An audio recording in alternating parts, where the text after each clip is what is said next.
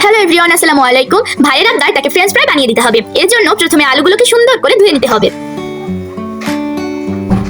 এখানে আমি অনেকগুলো আলু নিয়েছি, আপনারা আপনাদের প্রয়োজন মতো নিতে পারেন। এখন এইভাবে আমি আলুগুলোকে নিয়ে ধুয়ে নিয়েছি। এখন আমরা এই আলুগুলোকে ফ্রেঞ্চ ফ্রাই শেপে কেটে নিব। খেয়াল রাখবেন খুব বেশি মোটা করা যাবে না।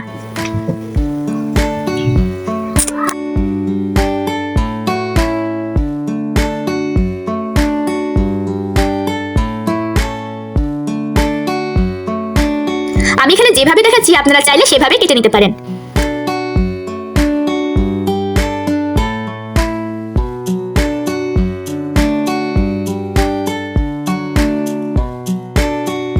এখন আমরা আলুগুলোকে একটি বলে ঢেলে নিব এবং এগুলোকে খুব সুন্দরভাবে ধুয়ে নিব যতক্ষণ পর্যন্ত না আলুগুলোর রস ভালোভাবে বের হয়ে যায়। এখানে আমি 2 বার ধুয়েছি, আপনারা চাইলে অধিকবার ধুতে পারেন।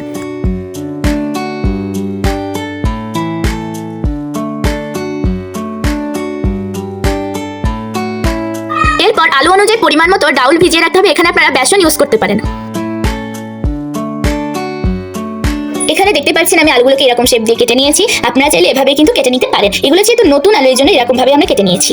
এখন আমরা প্যানে পানি গরম দিয়ে দিয়েছি এবং এর ভিতরে আলুগুলোকে ছেড়ে দিব। আলুগুলোকে আমরা হালকা সিদ্ধ করে নিব এবং চুলা গাছটা আপনারা এমনই রাখতে পারেন। এখন আমরা আলুগুলোকে প্যানে ঢেলে দিব।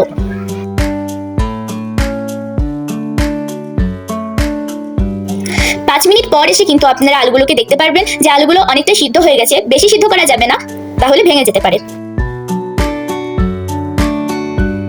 আমাদের আলু সিদ্ধ করা হয়ে গেছে। এখন আমরা এই আলুগুলোকে ছাঁকনির সাহায্যে নামিয়ে নিব।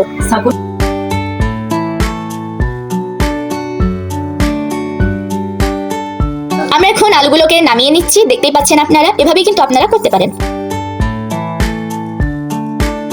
এখন আমরা একটি পাত্রে টিস্যু বিছিয়ে নিব এবং এই টিস্যুর উপর আলুগুলোকে দিয়ে দিব, যাতে করে আলুর গায়ে যে পানিগুলো লেগে আছে সেগুলো সুন্দরভাবে মুছে যায়।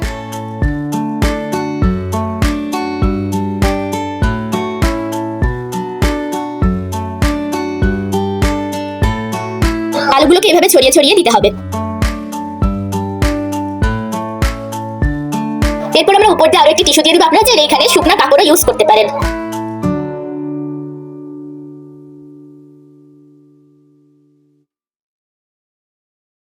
এরপর আমরা প্যানে পরিমাণ মতো তেল দিয়ে এটিকে ভালোভাবে গরম করে নিব। এখন আমরা আলুগুলো দেখে নিব যে এগুলো থেকে পানি ঝরিয়ে গিয়েছে কিনা।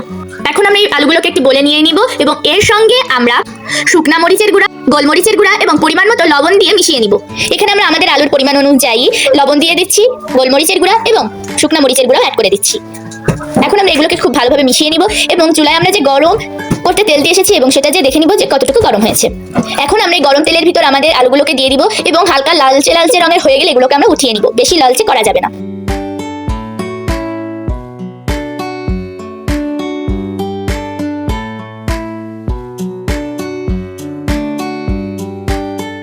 আলুগুলো যখন এরকম লালচে রঙের হয়ে যাবে, মানে এমন বাদামি বাদামি কালার চলে আসবে, তখন আপনি এগুলোকে নামিয়ে নিতে পারেন। দেখুন আমরাও কিন্তু নামিয়ে নিয়েছি। এখন আমরা বাকি আলুগুলোকেও এইভাবেই ভেজে নিব। আপনারা চাইলে একবারেও দিতে পারেন যদি বড় পাত্র হয়। আমাদের পাত্রটা তুলনামূলক ছোট, তো এর জন্য আমরা 2 বারে ভেজেছি। এখন আমি ভেজে রাখা আলুর ভিতর আমাদের বেটে রাখা যে ডালটা আছে সেটা দিয়ে দিব। আপনারা চাইলে এখানে ডাউলের পরিবর্তে বেসন ইউজ করতে পারেন। আমরা এখানে বেসনের পরিবর্তে ডাউল ইউজ করেছি। আপনারা দুইটির যে কোনো একটি ব্যবহার করতে পারেন। এখন আমরা এইগুলোকে সুন্দরভাবে মিশিয়ে নিব।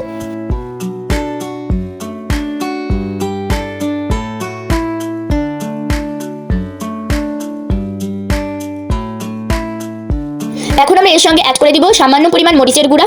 এখন আমরা এগুলোকে আবার ভালোভাবে মিশিয়ে নিব। এরপর আমরা প্যানে আবারও তেল গরম দিয়ে দিয়েছি এবং এগুলোকে সুন্দরভাবে ছেড়ে দিব। খেয়াল রাখতে হবে যাতে একসঙ্গে লেগে না যায়, ফাঁকা ফাঁকা করে সুন্দর করে দিয়ে দিতে হবে। যেভাবে দেখানো হচ্ছে আপনারা চাইলে এভাবে কিন্তু করতে পারেন।